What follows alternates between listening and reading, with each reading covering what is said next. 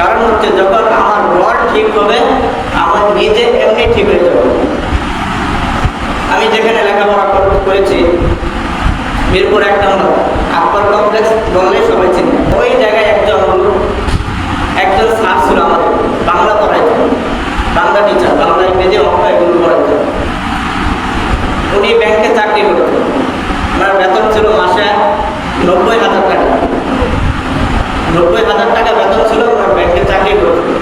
ওনার স্ত্রী ছিল আলেমা, তাহলে ওনার স্ত্রী আবার দিনদার ছিল, আলেমা ছিল, দিনের জ্ঞান ওনার ভিতরে ছিল, যার কারণে উনি একটা স্বামীকে একটা বোঝাতে সক্ষম হয়েছেন যে তুমি যে ব্যাংকে চাকরি করতেছ সেই চাকরির যে বেতনগুলো তোমাকে দিচ্ছে এটা সুদের টাকা থেকে দিচ্ছে, তাহলে তোমার পুরো ইনকামটাই হারাম।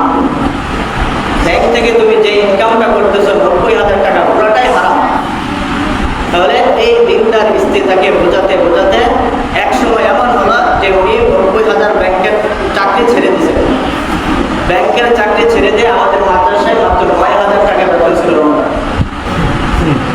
90,000 টাকার চাকরি ছেড়ে দিয়ে মাত্র 9,000 টাকা দামের চাকরিতে জয়েন করেছে। কিসের জন্য সক্ষম হলো? এই হারাম কাজ থেকে বিরত থাকা, এই দিনদার নেককার একটা স্ত্রী থাকার কারণে।